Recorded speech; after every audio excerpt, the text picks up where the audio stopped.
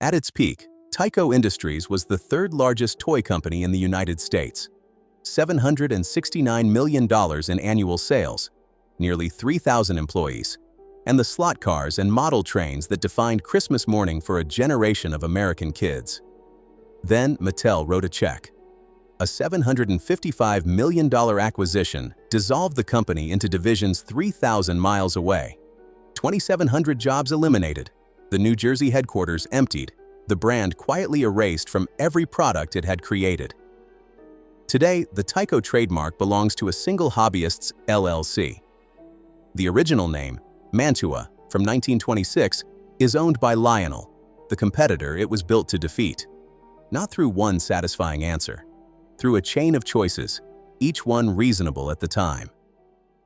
Chapter 1. The Tool and Die Man. The story begins in a house in Mantua, New Jersey, a small borough in Gloucester County where the land was flat, the lots were cheap, and the Philadelphia freight yards sat close enough that a man with a truck could reach them before lunch. In 1926, a British-born metalworker named John N. Tyler set up shop in that house with a partner, a tool and die maker named James P. Thomas, and together they began producing the small things that small manufacturers made in southern New Jersey in the years before the Depression: toy guns, coin banks, model boats, and the tiny electric motors that powered them. They called it Mantua Metal Products, after the borough. Nothing about the name suggested ambition. Nothing about the operation did either. 2 men, a metalworking bench, a few dies, and the ability to produce precise, small-scale components in a region whose industrial identity had been built on glass. Woodbury, the county seat 3 miles north, had been making glass since the 18th century. The Woodbury Glass Works, the Wistar tradition out of Salem County, G.G. Green's patent medicine empire with its ornate bottles. The West Jersey Railroad carried freight through a corridor of glass blowers, cigar makers, floral nurseries, and pumpkin growers, who shipped their harvest to Philadelphia's Horn and Hardart automats. Into this world of small, precise, physical things, Tyler and Thomas introduced one more: die-cast metal parts, cut to tolerances that would have impressed the glassblowers next door. Tyler was the business mind, the man who understood distribution, marketing, and the arithmetic of getting product onto shelves. Thomas was the engineer, the one who could hold a tolerance and build a die that held it 1,000 times over. The partnership worked the way the best small manufacturing partnerships always did. One man who knew what to make, another who knew how to sell it. From toy guns and coin banks, they moved naturally to the small electric motors that powered model boats. And from boat motors they moved, with a logic that now seems inevitable, but at the time was simply opportunistic, into motors for model trains. By the early 1930s, Mantua was a recognized supplier to the model railroad hobby. Their midjet motor became a fixture in hobbyist catalogs through the 1930s and into the 1940s, a reliable, affordable power unit that put the Tyler name into basements and attics across the Northeast.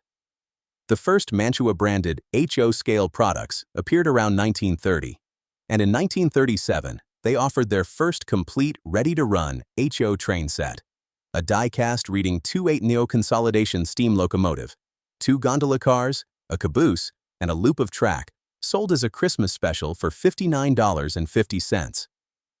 Adjusted for inflation, that's over $1,000. This was not a toy for every family. It was a precision product for a serious hobbyist, and it established something that would define the company for decades. Mantua made things that worked.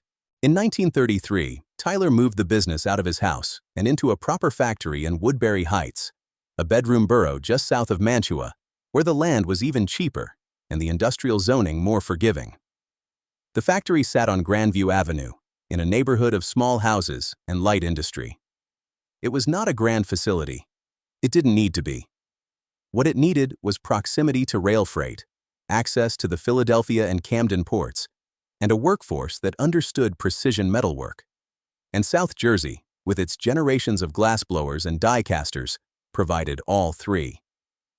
Then came the war, and the war changed everything it touched.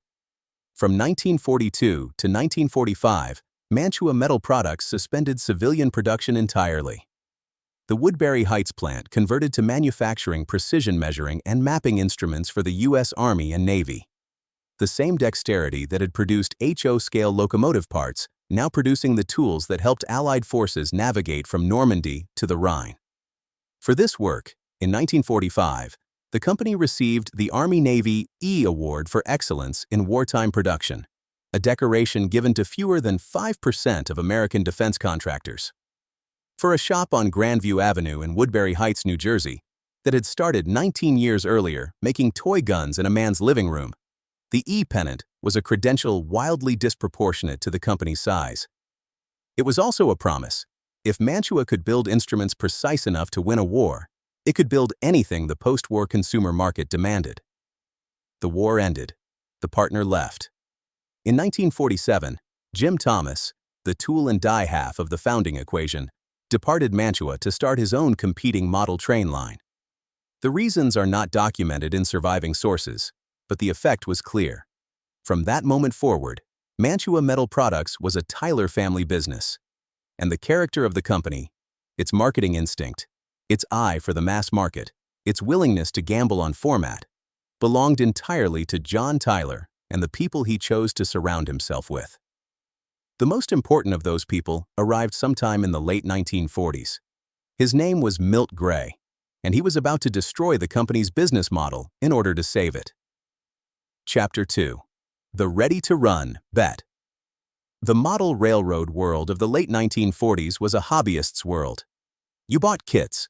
You assembled them yourself, with tweezers and soldering irons, and the kind of patience that separated the serious from the casual. The dominant players, Lionel Corporation and Louis Marks and Company, sold primarily an O-scale, which was big. An O-scale locomotive was roughly a foot long, and a serious layout could fill a basement. The retailers loved it because the boxes were impressive. The hobbyists loved it because the detail was visible to the naked eye.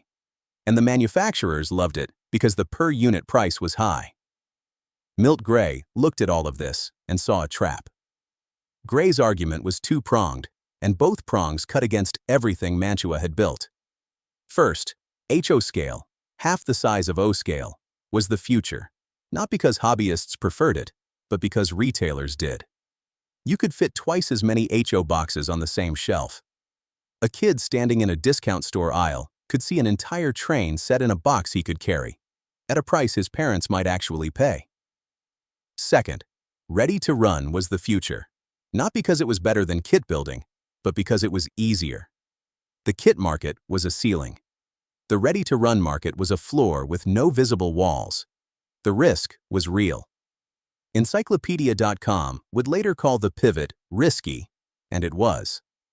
Mantua's entire reputation had been built on the hobbyist who valued the act of assembly, the midget motor, the die-cast consolidation, the E award precision. Gray was proposing they walk away from the customer who had built the company and chase a customer who didn't exist yet, the mass-market child who wanted to unbox a train and run it in circles on the living room carpet, not spend a weekend soldering one together. Tyler said yes. In 1953, John Tyler and Gray formed the Tyler Manufacturing Company as a separate entity, a subsidiary focused exclusively on ready-to-run HO trains sold through discount stores and toy shops rather than the specialty hobby dealers who had been Mantua's bread and butter. By that year, annual sales had crossed $1 million with a workforce of roughly 50 employees. The ready-to-run line found its audience almost immediately. Parents who would never have walked into a hobby shop walked into a Woolworths or a Kmart and saw a train set their 8-year-old could operate out of the box. The price point was right, the size was right, the format was right, and the name, that came next. Tyco, a contraction of Tyler Company, appeared as the official brand for the ready-to-run HO line in 1957, by which point the catalog offered 11 locomotive models. Some collector sources trace the Tyco factory lettering to advertisements as early as 1955, but the formal market identity solidified in 57. It was a clean, modern-sounding name. 4 letters, 2 syllables, easy to print on a box, easy for a child to remember. Through the late 1950s, Mantua also made the transition from die-cast metal to injection-molded plastic for car bodies, a manufacturing shift that cut per-unit costs dramatically and widened the gap between Tyco's pricing and Lionel's. Lionel, still committed to O-scale and premium metal construction, suddenly found itself outflanked. Not by a better product, Lionel's engineering was superior in almost every measurable dimension, but by a cheaper, smaller, more accessible one sold in stores where Lionel had never bothered to compete. Encyclopedia.com put it plainly.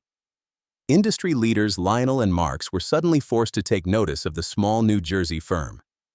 By 1967, the two halves of the Tyler empire, Mantua Metal Products for hobbyist kits and Tyler Manufacturing Company for ready-to-run, were formally merged into a single entity. Tyco Industries, Incora's John Tyler's son, Norman Tyler, was named president of the consolidated company. The founder's vision had been realized. A metalworking shop that had started in a Mantua living room 41 years earlier was now a vertically integrated toy manufacturer with a brand name, a national distribution footprint, and a product line that had forced the two biggest names in American model railroading to reconsider their business models. But model trains alone wouldn't build an empire. For that, Tyco needed speed and a different kind of track. Chapter 3. The Basement Floor. Wars. In 1960, a company called Aurora Plastics Corporation, based in West Hempstead, Long Island, just across the Hudson from Tyco's New Jersey, released a product that would reshape the American toy industry for the next decade. They called it model motoring, the first commercially successful HO-scale electric slot car racing system in the United States, based on an English vibrator motor chassis designed by a man named Derek Brand. The concept was simple and addictive. Two parallel slots carved into a plastic track. Tiny cars with guide pins and electric motors drawing current from the rails. Hand controllers with variable resistors. Squeeze the trigger, the car moves. Squeeze harder, it moves faster. Squeeze too hard on a curve, it flies off the track, and your brother laughs at you. Aurora sold over 25 million HO slot cars by 1965. Annual revenue from the slot car line alone hit $20 million by 1970. The slot car craze, and it was a craze, with the intensity and speed of a fad but the staying power of something deeper, swept through American boyhood like nothing since the Davy Crockett coonskin cap. Dedicated commercial raceways opened in strip malls. Hobby magazines devoted entire issues to chassis tuning. And every Christmas, millions of American families discovered that the best toy in the house was a figure 8 of black plastic track on the basement floor. Tyco entered the slot car business in 1963, 3 years after Aurora, but with a built-in advantage that Aurora couldn't match. Tyco already manufactured HO-scale track. The tooling existed, the injection molding capacity existed, the dealer relationships existed. What Tyco needed was a competitive chassis, and through the late 1960s, they developed the Tyco S line. Functional, affordable, but not yet a threat to Aurora's dominance. The real challenge came in 1970 with the launch of the Tyco Pro. The Tyco Pro introduced an inline motor configuration.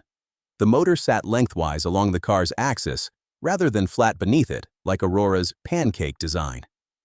The engineering difference was significant. The inline layout offered a lower center of gravity, better weight distribution, and, critically for the hobbyist market, a platform that was easier to customize. You could swap armatures, change magnets, adjust the gear ratio. The Tyco Pro didn't just run, it invited you to make it run better. Through the 1970s, Tyco iterated relentlessly. The curve hugger line refined the chassis dynamics. The No.1 electric trucking system, launched in 1981, introduced something nobody had attempted. Slot car technology applied to semi-trucks and delivery vehicles on a highway layout, complete with loading docks and rest stops. It was the first product of its kind, and it demonstrated something about Tyco's engineering culture that the slot car community recognized instantly. These were people who didn't just copy Aurora's playbook. They wrote new pages. Then came the Magnum 440. The Magnum 440 chassis, introduced in the early 1980s, was fast, stable, and responsive in a way that made previous Tyco cars feel like prototypes. And the Magnum 440 X2, the refined version that arrived in the late 1980s, was, by near-universal collector consensus, the finest HO slot car chassis Tyco ever produced. The X2 combined traction magnets with a tuned inline motor that delivered speed and handling in a package that cost less than $20. For a generation of American kids, the X2 wasn't just a slot car. It was the slot car, the one you raced on Christmas morning, the one you argued about with your cousin, the one that taught you that squeezing the trigger harder wasn't always the answer. And by the time the X2 arrived, the battlefield had cleared. Aurora, the company that had created the American slot car industry, was dead. The collapse had been slow and ugly. The slot car craze peaked in the late 1960s. Baby boomers aged out of basement racing, and Aurora's parent companies, first Nabisco, then the spectacularly ill-fated Dunby-Convex Marks, failed to adapt. Dunby-Convex Marks itself collapsed in 1980, and Aurora's AFX brand was eventually purchased by Japan's Tomy in 1986. Slot Car Central, one of the hobby's definitive history sites, described the post-Aurora landscape with a bluntness that needs no elaboration. What survived was the Tyco 440 X2 stranglehold. Tyco hadn't just won the slot car wars. By the mid-1980s, Tyco was the slot car war, the last major American manufacturer standing in a category it hadn't even invented. Chapter 4. The Kingdom at 6000 Midlantic Drive. To understand what Tyco became, you need to understand what it accumulated. By the mid-1980s, the company had outgrown every version of itself. The original Woodbury Heights factory on Grandview Avenue was the spiritual home, the place where John Tyler had pressed his first die-cast parts, where the Army-Navy E pennant had been earned, but it was no longer the operational center. Manufacturing had moved progressively offshore to Hong Kong, beginning after the 1970 sale to Consolidated Foods, later Sara Lee. And by the early 1980s, the bulk of physical production happened at Tyco, HK Limited, a subsidiary whose factory floor, a 1976 photo set, documents in careful detail. Rows of workers assembling the tiny motors and chassis that would end up in American basements 6,000 miles away.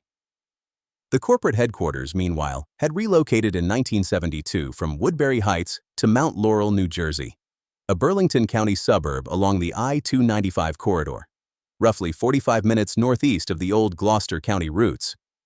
The address was 6000 Midlantic Drive, in an office park of the kind that proliferated across suburban New Jersey in the 1970s and 80s. Low-rise, glass-fronted, surrounded by parking lots designed for a workforce that drove.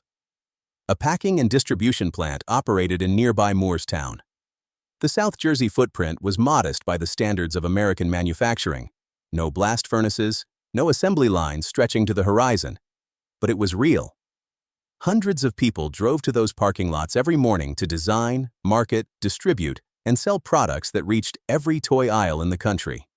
And the product catalog, by the late 1980s and early 1990s, was staggering in its range.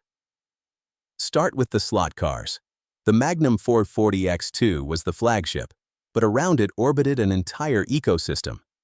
Cliffhangers, introduced in 1983, with a vertical loop that sent cars racing upside down. The set that made every kid's jaw drop the first time they saw it work. Super Cliffhangers. The US-1 electric trucking system. TCR, Total Control Racing, a slotless system whose rights Tyco had acquired from Ideal. Licensed NASCAR liveries. The Kodak Ricky Rudd No. 4. The Goodwrench Dale Earnhardt No. 3. The Tide No. 5. Collectors Weekly described Tyco's specialty as muscle cars and funny cars at about 1/64 scale, produced when the slot car craze was at its peak in the United States. Then the trains, still there, though fading. The 1982 catalog was the last to lead with HO locomotives, and by 1986, trains had fallen to roughly 60% of Tyco's sales mix. But the range remained vast. GP20 diesels, F7 cab units, the Disneyland Special, licensed tie-in sets for the A-Team and Rambo that delighted children and made serious model railroaders wince. The the Chattanooga, the Mile Maker, the Rock Island Express, names that meant something to a generation of boys who asked for train sets at Christmas and got them, and who never knew that the company making them had started in a living room in Mantua. Then the radio-controlled cars. A 1986 partnership with Japan's Tyco transformed what had been a minor product line into a phenomenon. 5 RC models in the 1986 catalog, including the Turbo Hopper, which could jump a curb, expanded to 13 catalog pages by 1987 and 22 by 1988. The Turbo Hopper, the Bandit, the Fast Tracks, the Mutator, which would later appear in Home Alone. 3. Tyco RC was the brand that taught a generation of American kids that radio-controlled cars didn't have to cost $100 to be worth owning. And then there was everything else. The acquisitions, the licenses, the product lines that turned a train and slot car company into something that looked, from a certain angle, like a miniature Mattel.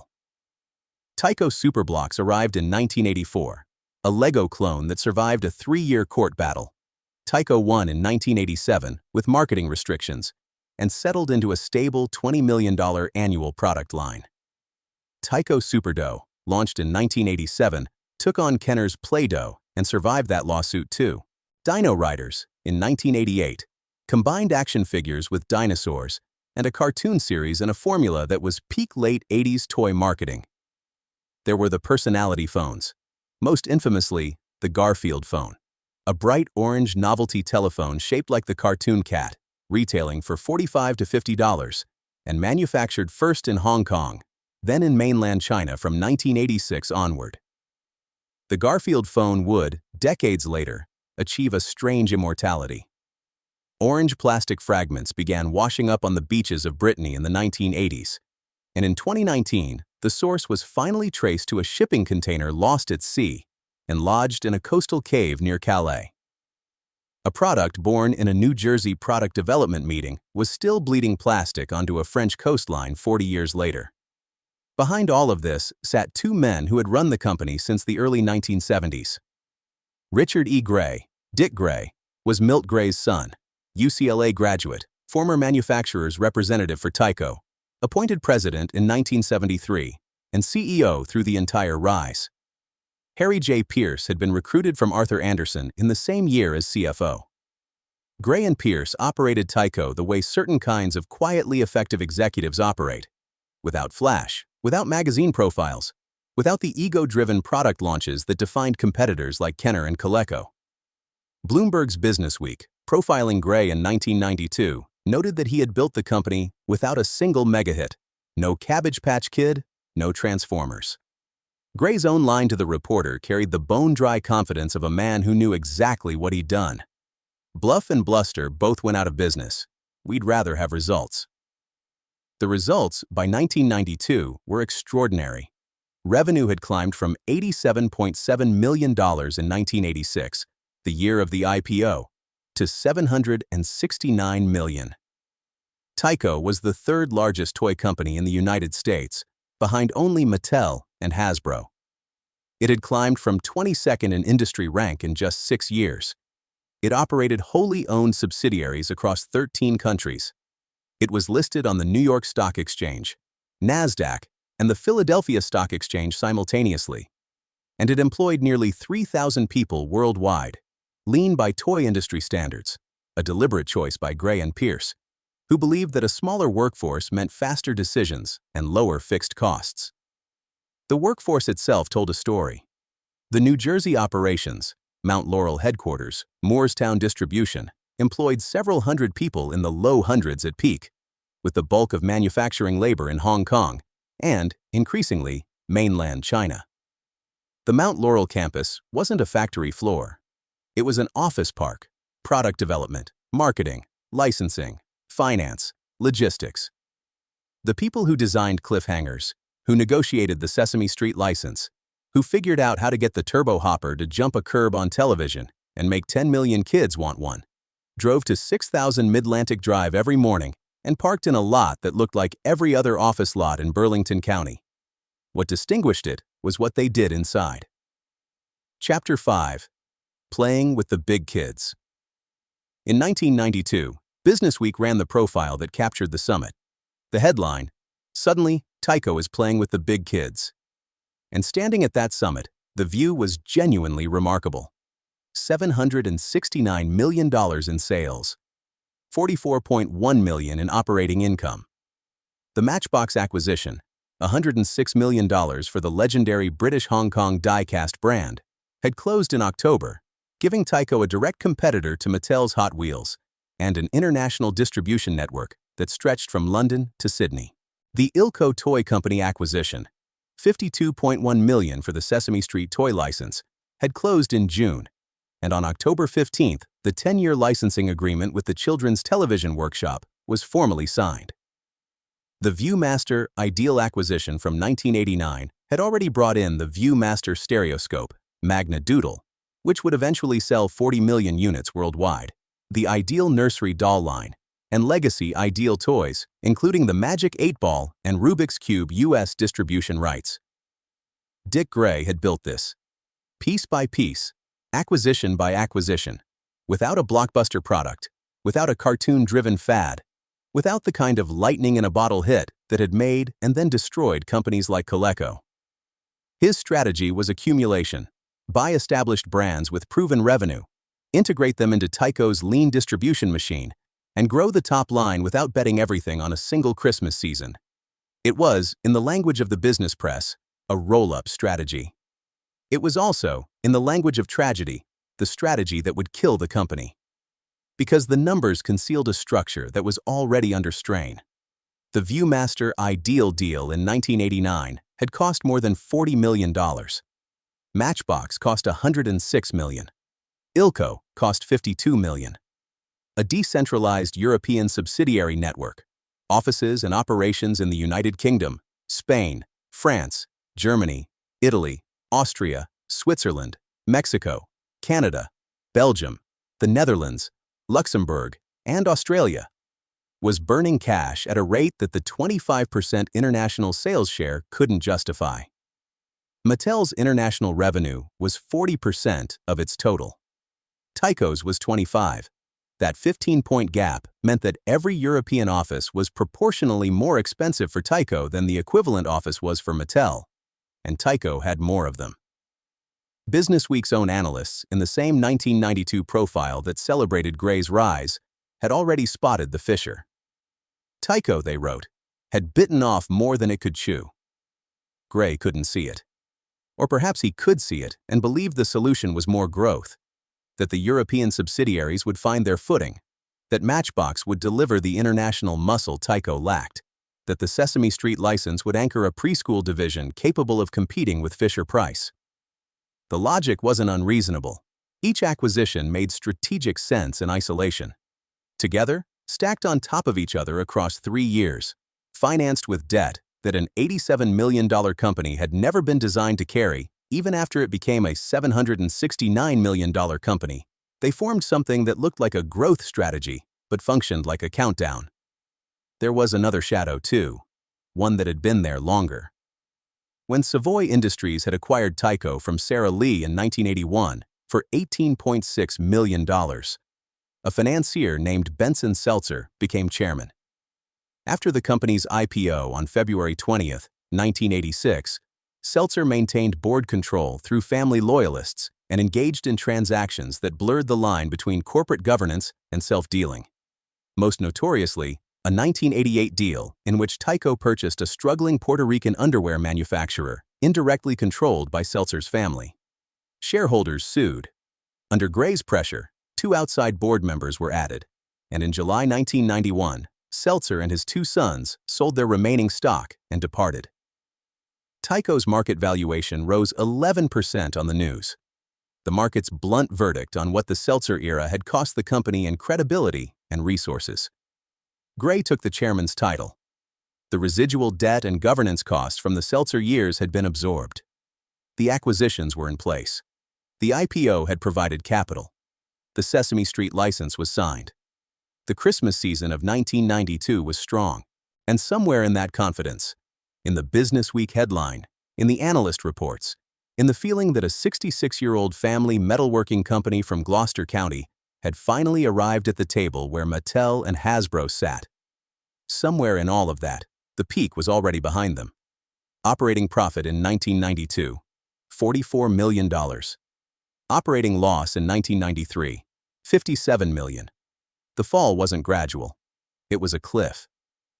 Chapter 6. The Cracking Foundation.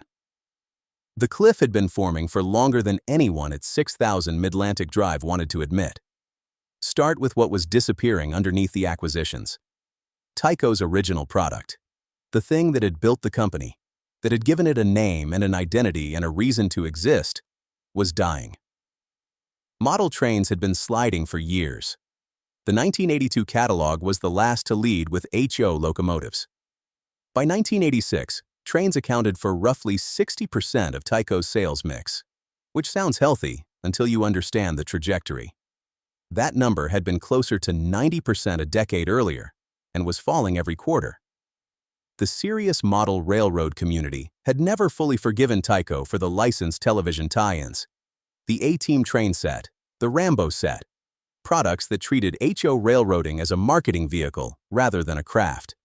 And the mass-market audience that Milt Gray had cultivated in the 1950s was aging out, replaced by children who wanted something that moved faster and glowed brighter than a GP20 diesel pulling freight in an oval on the carpet. After the 1993 catalog, which included the Railroad Empire 2, Overnight Freight, and Santa Fe 72 as final year sets, Tyco exited the model train business entirely. The niche passed to International Hobby Corporation and, more poignantly, to Norman Tyler's Mantua Industries, which had been operating out of the original Woodbury Heights factory on Grandview Avenue since Norman bought it back from Sara Lee in 1977. The son had preserved the father's legacy in the father's building, but the company that bore the father's initials had moved on. Slot cars were following the same downward curve, just more slowly. The craze had peaked in the late 1960s. Aurora's $20 million annual revenue from the line had already collapsed through the 1970s as baby boomers aged out, and the fragile economics of the slot car industry became visible. Multiple slot car histories identify the cause with clinical precision. The maturing of the baby boom generation, along with the fragile economics of the slot car industry. Tyco had dominated what remained, but dominating a shrinking category is a different kind of achievement than dominating a growing one. The Magnum 440 X2 was the best HO chassis ever produced, and it was selling into a market that was structurally, irreversibly contracting. The force doing the contracting had a name, and it wasn't another toy company.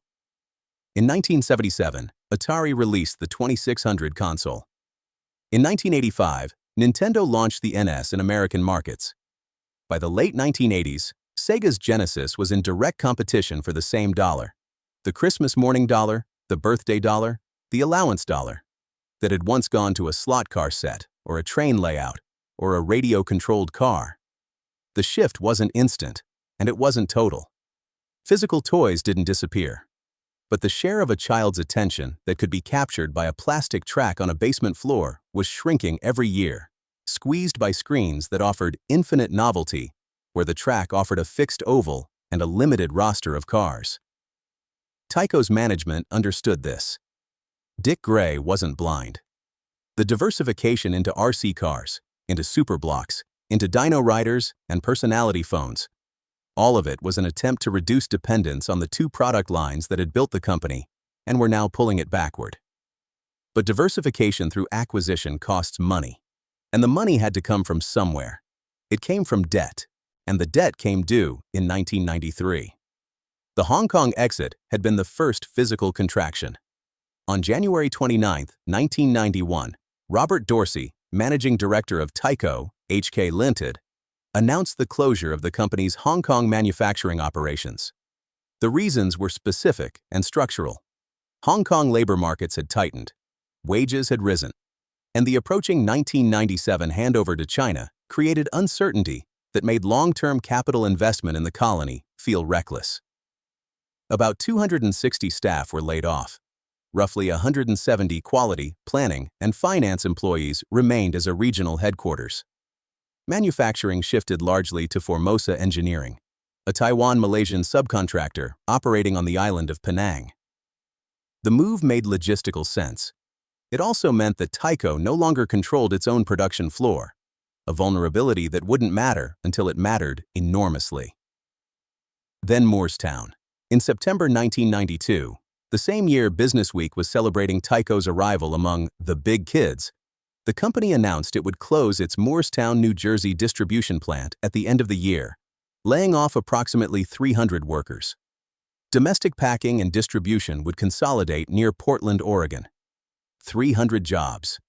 In a county where Tyco had been a fixture for 2 decades. In the same quarter that the Matchbox and Ilco acquisitions were closing.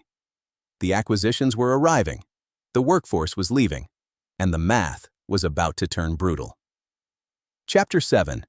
3 years of red operating profit of $44 million in 1992 became an operating loss of $57 million in 1993. The reversal was so sharp that it reads less like a business downturn than a structural failure, as if the entire architecture of the acquisition strategy had been load-bearing and the foundation had shifted. What happened was both specific and cumulative. The European subsidiary network, 13 countries, each with its own office, its own staff, its own marketing budget, was hemorrhaging cash. International sales never exceeded 25% of total revenue. Mattel's international business was at 40%. The arithmetic was merciless.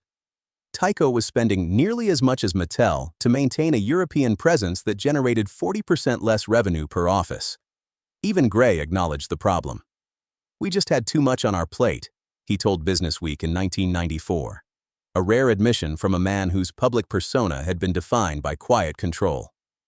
A 1994 reorganization consolidated European operations into a single Belgian center with satellite offices.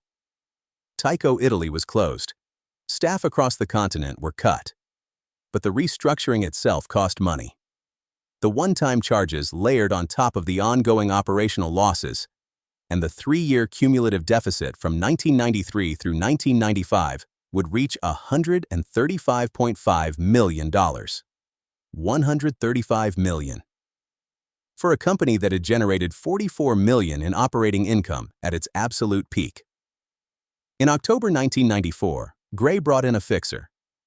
Gary S. Ballman was a BYU alumnus with a University of Michigan MBA who had most recently served as president of Little Tikes, the outdoor play division of Rubbermaid. He was not a toy industry lifer. He was a restructuring operator, the kind of executive you hire when the patient is bleeding, and you need someone who can find the artery without sentiment. Ballman was named president and chief operating officer, and he moved quickly. 135 jobs were cut worldwide. $9 million in restructuring charges were booked. A $96 million stock offering in June raised capital to pay down $40 million in debt. The product portfolio was refocused on the brands that still had market traction: Matchbox, Magnadoodle, Tyco RC, and the Sesame Street preschool line. Martin Shaman, the former owner of Ilco, whose $52 million acquisition had brought Tyco the Sesame Street license in the first place, was named CEO of Tyco Playtime in December 1994. The restructuring was methodical, professional, and, by the standards of corporate turnarounds, competent. It was also too late. 3 consecutive years of losses had drained the company's reserves, exhausted its creditors' patience, and, most critically, exposed the fundamental structural problem that no amount of restructuring could fix. Tyco was the 3rd largest toy company in America, but it was the 3rd largest toy company in America with a 25% international business competing against a No.1 and No.2 whose international businesses were 40% or more. In a globalizing toy market, that gap wasn't a disadvantage. It was a death sentence. Tyco could cut costs, consolidate offices, and refocus its portfolio, and Ballman did all of those things. But it couldn't conjure the distribution infrastructure in Europe, Asia, and Latin America that Mattel had spent decades building. The gap was structural. It was permanent.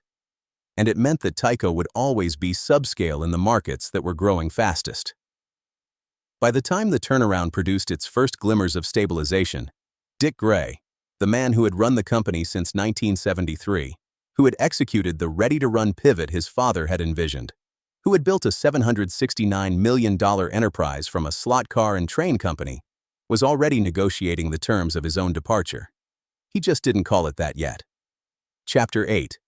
The Elmo Paradox. The strangest chapter in Tyco's story is the one where the company produced the most successful toy in America, and it didn't matter. The Tickle Me Elmo story begins with a psychologist-turned-toy inventor named Ron DeBren and a sound engineer named Greg Hyman. Their original concept was called Tickles the Chimp, a plush primate embedded with a giggle chip that activated when you squeezed it. Hyman built the prototype. They pitched it to every toy company in America. 12 said no. The 13th meeting was with Stan Clutton, vice president of marketing at Tyco Preschool, in 1994. Clutton held the chimp, squeezed it, heard the giggle, and said something that would reshape the next 2 years of American retail. This would be great as an Elmo, but we don't have the rights. That was the problem. Tyco held the plastic Sesame Street rights, the hard toy license. Hasbro held the plush rights. Janice Yates, then Associate Vice President of Marketing and Development at Tyco Preschool, described the licensing landscape simply. We had the plastic rights. Hasbro had the plush rights. Clutton couldn't make a plush Elmo because Tyco didn't own the plush Elmo. So he tried another character first. Tickle Me Taz, the Tasmanian Devil, under Tyco's existing Looney Tunes license with Warner Brothers, was tested at the Warner Brothers studio store in Los Angeles. Sales were limited. Warner declined to proceed. The Looney Tunes license dissolved. But Clutton didn't let the concept die. In 1995, Tyco Preschool, under Clutton's leadership, with his deputy Gene Murtha and division president Neil Friedman, secured the full Sesame Street toy license from the Children's Television Workshop, including plush. The first attempt was Big Bird. Ann Kearns, then vice president of licensing at Sesame Workshop, recalled the hierarchy. Before Elmo came along, Big Bird was the star of the show. Story magic. Big Bird came first. Then they shifted the giggle chip to Elmo. Tickle Me Elmo launched in July 1996. Original production order, 400,000 units. Retail price, $28.99. A reasonable first run for a plush toy with no existing market data and no built-in audience beyond the Sesame Street brand itself. In October, Rosie O'Donnell received 200 Tickle Me Elmos to give away on her daytime television show. What happened next belongs to the sociology of consumer panic as much as to toy industry history. The 400,000 units vanished from shelves. Tyco's 4 factories in China chartered private jets to fly inventory to the United States. 600,000 more units were rush ordered, then more. By Christmas 1996, over 1 million had been sold. By the end of 1997, approximately 5 million. The chaos was real and physical. Bomb threats were called in to Tyco's Mount Laurel headquarters. A Tickle Me Elmo disappeared from a New York City police evidence room, drawing Mayor Rudolph Giuliani's attention. John Gotti Jr. was filmed making a Black Friday Elmo pickup at a Queen's Toys R Us. Robert Waller, a Walmart clerk in Fredericton, New Brunswick, was trampled at a Midnight Madness sale on December 14th, pulled hamstring, back injuries, jaw injuries, knee injuries, broken rib, concussion. 2 women in Chicago were arrested for fighting over a doll. At a KBIG Los Angeles charity auction on December 20th, a Tickle Me Elmo sold for $18,500. Resale prices in classified ads ran as high as $1,500. Tyco's plush sales went from $70 million to $350 million in a single year. And none of it mattered, because by the time Elmo was at peak demand, the deal was already done. On November 18, 1996, The Washington Post, The New York Times, and the Tampa Bay Times reported simultaneously. Mattel Inc. would acquire Tyco Toys Inc. in a stock swap deal valued at $755 million. Glenn Collins of the Times called it a surprise in Toyland. But the surprise was only for the public. Inside Mount Laurel, the logic had been building for 3 years. 3 years of losses, a structural international gap that no restructuring could close, and the knowledge that Tyco's product portfolio was worth more inside Mattel's distribution machine than it was inside Tyco's. Dick Gray had built the company. Harry Pierce had managed its finances. Gary Bauman had stabilized it.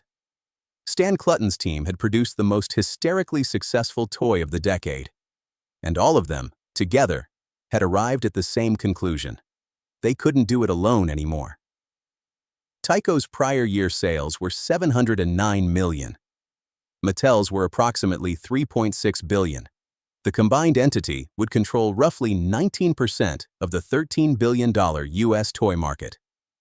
The strategic rationale was stated publicly and simply: Mattel's global distribution plus Tyco's product brands.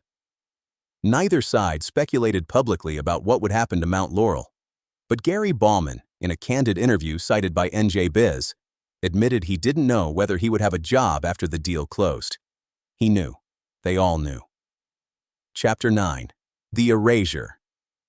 The Federal Trade Commission approved the acquisition on March 21, 1997.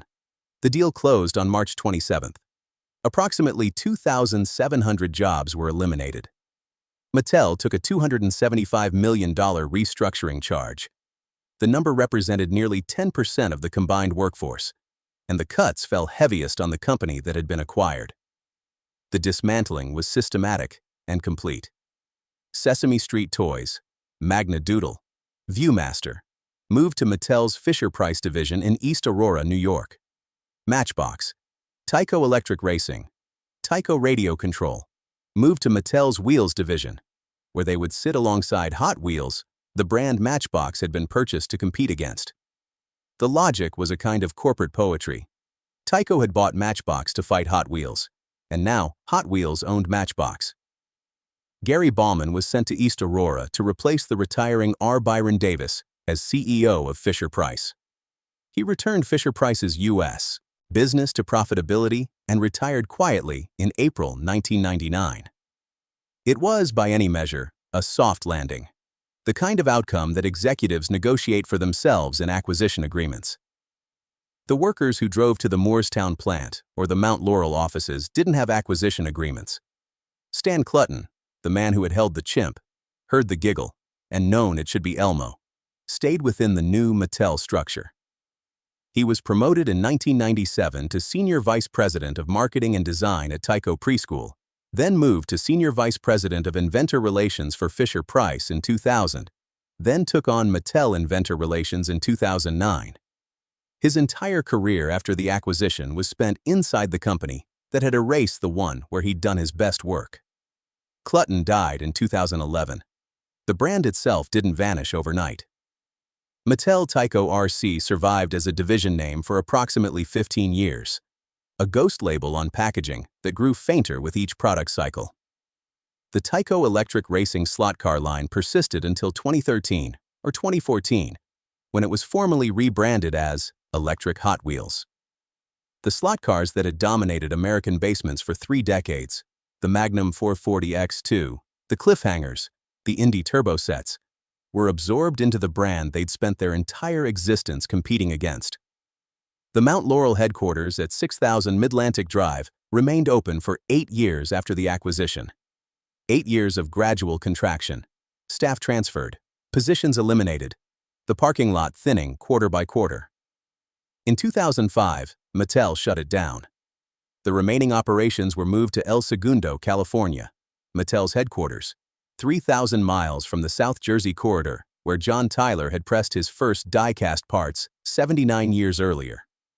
No public record documents and organized political intervention to save the Mount Laurel office.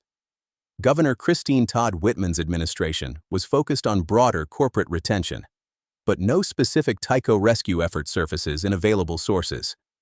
No unionized workforce organized a response. NJ Buzz's contemporaneous reporting captured executive uncertainty, Bauman's candid admission, the unnamed insiders saying the combined firm would be run from Mattel's California headquarters, but not worker organizing. The silence of the record is itself a kind of testimony. The acquisition was announced, the cuts were made, the building emptied, and the political system treated it as routine.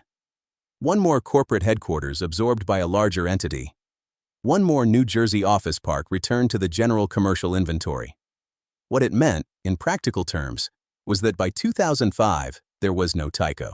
Not the brand, not the building, not the workforce, not the corporate memory of a company that had been the third largest toy manufacturer in the United States 13 years earlier. Chapter 10. What washes up? The aftermath scattered in every direction. The Tyco trademark for slot cars passed through the usual post-corporate twilight of intellectual property transfers until February 23, 2019, when a man named Terry Flynn announced that Tyco was now a registered trademark of his Hardin Creek Slot Cars, LLC. Flynn also holds the lifelike slot car brand. The name that had once commanded shelf space in every Toys R Us in America now belongs to a single hobbyist's limited liability company. The Mantua brand, the original name, the 1926 name, the name that John Tyler had taken from the borough where he lived, followed a parallel arc of diminishment and irony. Norman Tyler's Mantua Industries closed its model railroad operations in October 2001, the tooling acquired by Model Power. In 2014, Model Power and the Mantua Classics line were acquired by Model Rectifier Corporation. In 2018, the Mantua brand name was purchased by Lionel Corporation. Lionel, the competitor that Milt Gray's ready-to-run strategy had been designed to defeat in the 1950s, now owns the brand name of the company that defeated it. History doesn't always deliver its ironies this cleanly. The collector community keeps the engineering alive, if not the industry. Tyco Collectors, run by an enthusiast known as Ozzy Muppet, catalogs over 400 Tyco and Tyco products with valuations and production histories. Tony Cook's sites, Hot Rain Collector, and the tripod-era Tyco Train Archive preserve catalog scans and serial numbers with the dedication of amateur archivists who understand that if they don't do this work, nobody will. Slot Car Central, operated by a man named Bob in Syracuse, New York, sells new old stock chassis and replacement parts to a community that still races 40-year-old Magnum 440 X2 cars on tracks set up in basements and garages. Vintage 1992 NASCAR Magnum sets, the Kodak Ricky Rudd, the Goodwrench Earnhardt, command collector premiums that would have seemed absurd when they retailed for $19. The buildings tell a quieter story. The original Woodbury Heights factory on Grandview Avenue, where John Tyler moved in 1933, where the Army-Navy E pennant flew in 1945, where Norman Tyler revived the Mantua name in 1977, operated as Mantua Industries until October 2001. Its subsequent use is undocumented in publicly indexed sources. The address sits in a small mixed industrial residential neighborhood in a borough of roughly 3,000 people, whose official published history mentions toy trains in a single phrase, tucked into a list alongside pumpkin growing and cigar making. No marker, no museum, no plaque. The borough of Woodbury Heights does not appear to have formally recognized that one of America's most significant toy manufacturers operated on its soil for nearly 70 years. The Mount Laurel headquarters at 6000 Midlantic Drive was returned to the General Office Park inventory of Burlington County after Mattel's 2005 closure. It is a building. It sits in a commercial corridor. Nothing about it announces what was conceived inside it. The product lines, the licensing deals, the engineering decisions, the Christmas morning memories of 30 million American childhoods. The parking lot fills and empties with people who work for whoever leases the space now. The name Tyco does not appear on the building, or on any building, anywhere in New Jersey. And on the beaches of Brittany, the Garfield phones keep washing up. Orange plastic shards, fragments of a novelty telephone shaped like a cartoon cat, manufactured first in Hong Kong and then in mainland China, designed in a product development meeting at a New Jersey toy company sometime in the early 1980s. The shipping container that carried them was lost at sea in the mid-1980s, lodged in a coastal cave near the Iroquois coast, and has been bleeding plastic into the tides for 4 decades. Volunteers collect the fragments. Environmental groups catalog them. The source was identified in 2019, but the cave is inaccessible at most tides, and the container continues to disintegrate, releasing its cargo piece by piece into the Atlantic. A company that started in 1926 in a house in Mantua, New Jersey, making small metal things, boat motors and toy guns and coin banks, ended its material story not in a boardroom or a courtroom or a factory floor, but as plastic debris on a foreign beach, carried by currents that don't know what a brand is, deposited on sand that has never heard of Gloucester County, dissolving so slowly that the last Garfield phone fragment may outlast every person who ever worked at Tyco Industries. The trains are gone. The slot cars are rebranded. The Elmo belongs to someone else. The building is an office for whoever pays the lease. The name is held by a man with an LLC, but the Garfield keeps washing up, not all at once, one piece at a time.